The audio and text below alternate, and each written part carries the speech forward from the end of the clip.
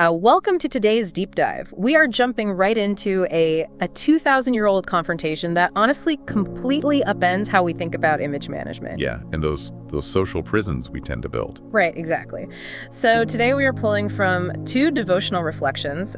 One is called No Eternal Felon, and the other is The Kingdom of No Ex-Convicts. Both of them are analyzing Matthew chapter 21. And we're really exploring the massive gap between society's permanent stigmas and the concept of absolute divine forgiveness. The contrast there is just jarring. I mean, our sources point out how society loves to brand people permanently. Oh, for sure. But this text presents a reality where a person seeking restoration is never defined by their worst mistake. Yeah, and the authors use this brilliant cultural touchstone for it, Les Miserables. Oh yeah, Jean Valjean.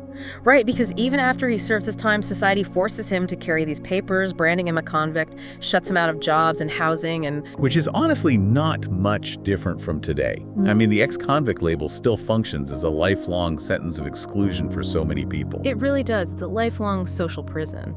Yeah. And you see that exact same dynamic playing out in the temple in ancient Jerusalem. You really do. Yeah. When the religious elite, so the chief priests and elders, when they confront Jesus about his authority, they aren't actually looking for the truth. No, not at all. Jesus brilliantly counters them by asking about where John the Baptist got his authority.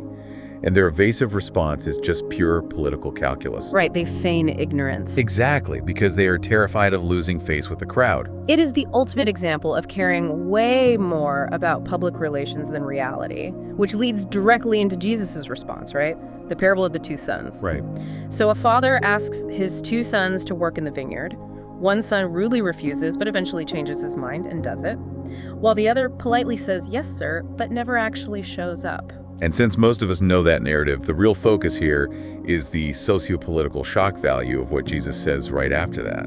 Yeah, he tells the religious elites that tax collectors and prostitutes are entering the kingdom of God ahead of them. Which is just an incredibly destabilizing statement for that time. Oh, absolutely.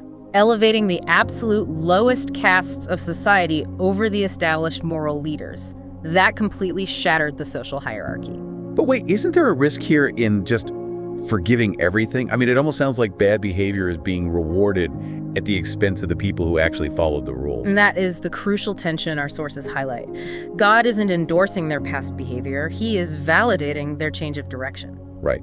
The outcasts actually changed course when presented with the truth, whereas the elites just maintained a flawless public image with entirely empty words. It makes you look at human nature so differently. It is so easy to play the part of the second son, saying the right things, projecting the perfect image. But failing to actually show up in real life.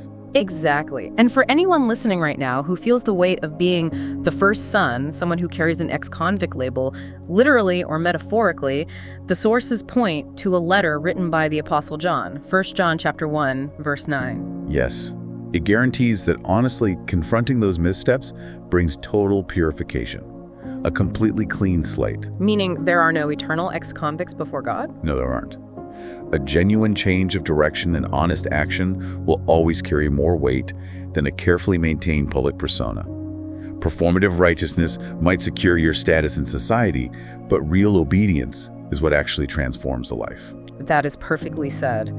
So as we wrap up this deep dive, we want to leave you with a thought experiment to explore on your own. Something to kind of bring this all home. Exactly. Look at your own life and relationships. Who have you labeled or maybe even self-labeled as completely too far gone? Think about how that performative PR culture we've talked about shapes your world right now when God might actually be inviting total restoration instead.